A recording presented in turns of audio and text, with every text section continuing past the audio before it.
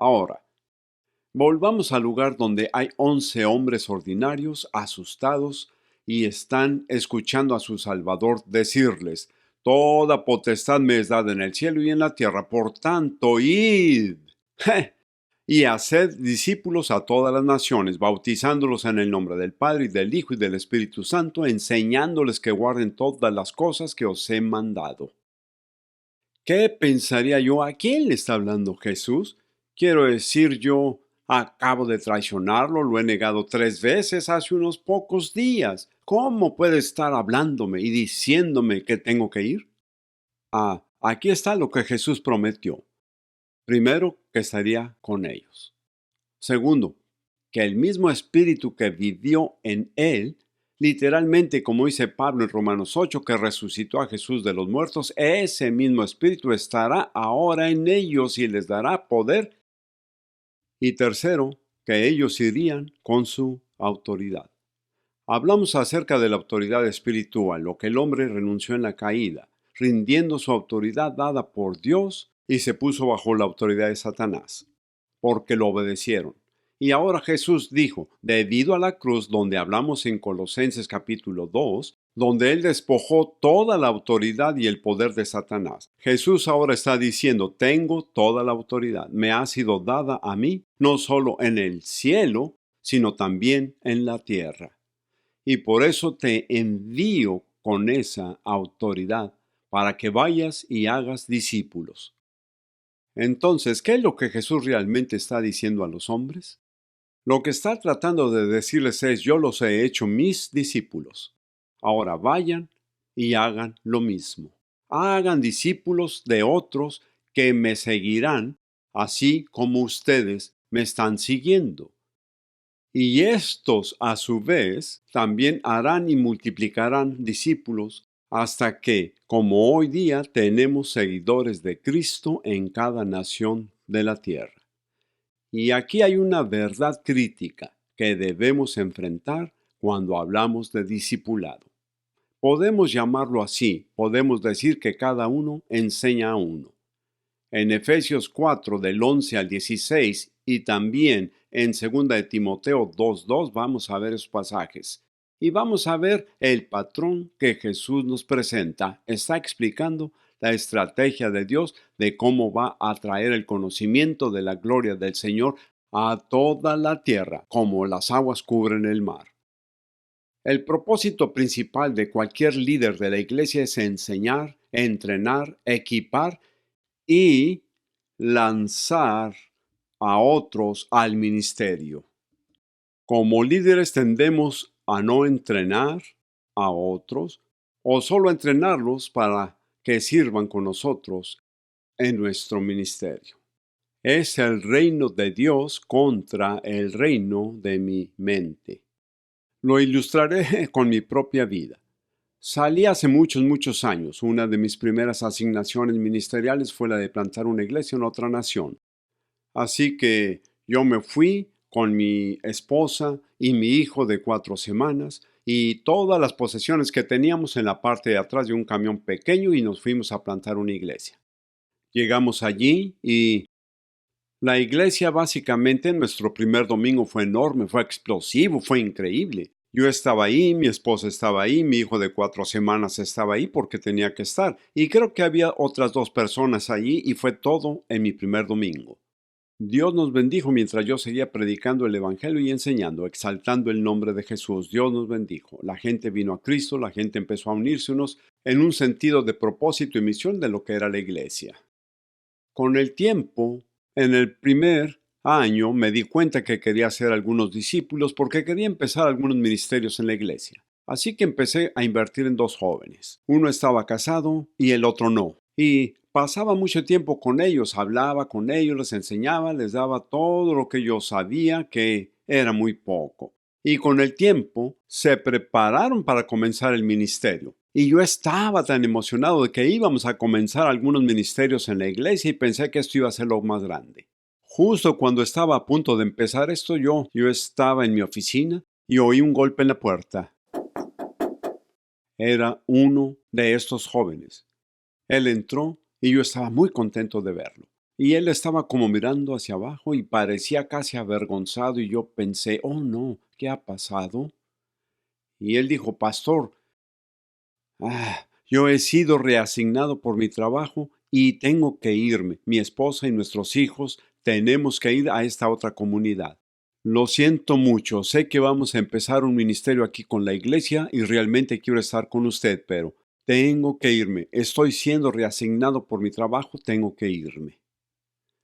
Yo pensé, bueno, por fuera estaba diciendo Dios te bendiga, hermano, lo entiendo, aleluya, sé libre, sé bendecido, y comenzó a sentirse mejor y dijo, quiero que sepas que ya he contactado una iglesia allá y voy a empezar el mismo tipo de ministerio en esa iglesia.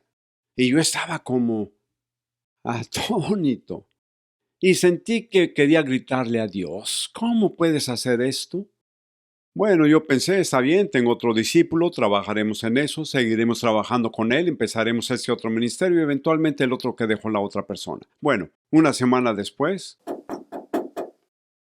el otro joven vino y dijo, pastor, él dijo, no sé qué decirle, pero Dios, usted nos ha enseñado a escuchar al Espíritu Santo y el Espíritu Santo me está dirigiendo a moverme a esa otra comunidad para ir a la escuela en esa otra comunidad. Y yo pensé, oh. Y me dijo, como sabe, nos ha enseñado mucho. Yo me contacté con una iglesia allá y quieren comenzar un ministerio universitario. Vieron que voy a comenzar este mismo ministerio en su comunidad. ¿No es genial? Y yo pensaba, oh, yeah, eso es realmente genial, aleluya, bueno por ti. Así que se fue. Y yo, de nuevo, y de hecho, para mi vergüenza, tengo que decir que le grité a Dios. Dios, ¿qué estás haciendo con mis discípulos? Y de repente fue uno de esos momentos en los que hubo una especie de silencio y pensé, y oí a Dios hablarme. Y me dijo, ¿tus discípulos? Justo en ese momento entendí que no hago discípulos para mí o para mi ministerio. Hago discípulos para Jesucristo y para la expansión de su reino. Por esta razón, hago discípulos, no para conservarlos para mí, sino para darlos. Algunos de esos discípulos se quedarán, pero muchos serán guiados por el Espíritu Santo para salir. Recuerde, el discipular y el discipulado ocurren a nivel personal, local, pero la meta y la intención, la estrategia del discipulado es alcanzar a todo el mundo con el Evangelio de Jesucristo. No es para que yo tenga una mejor iglesia más organizada y muchos ministerios y buenos programas. Es para que podamos alcanzar al mundo entero para Jesucristo. Este es el propósito, la estrategia de Dios detrás del discipulado.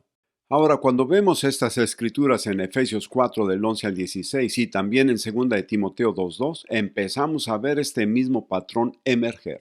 Veamos Efesios capítulo 4, 11 al 16. Ya hemos leído el versículo 11 donde vemos que Jesús dio apóstoles, profetas, evangelistas, pastores y maestros para, versículo 12, para la edificación de los santos, para la obra del ministerio, para la edificación del cuerpo de Cristo. Ahora vayan conmigo al versículo 16. Todo el cuerpo bien concertado y entrelazado por la cohesión que aportan todos los ligamentos. Pablo está usando la ilustración del cuerpo humano para mostrar la verdad del cuerpo de Cristo. Recibe su crecimiento de acuerdo con la actividad proporcionada a cada uno de los miembros para ir edificándose en amor. No se trata solo de nosotros. El ministerio no requiere una posición o un título. Cada creyente en Jesús tiene un ministerio. Si usted es un seguidor de Cristo, usted tiene al Espíritu Santo, tiene dones y es llamado por Dios a usar esos dones no para sentarse en la iglesia todo el tiempo, sino para usarlos para ministrar a otros y tal vez el Espíritu Santo lo guíe a salir, tal vez se quede en esa iglesia, pero sin embargo, cada creyente tiene un ministerio. Pastores, si son sabios y obedecen la palabra de Dios, ayudarán a los creyentes, a los seguidores de Cristo en su iglesia, a encontrar sus dones, a encontrar su ministerio y dejarlos ir para ese ministerio. Recuerde, el propósito principal de aquellos que son líderes en el cuerpo de Cristo es enseñar, entrenar, equipar y lanzar a otros al ministerio.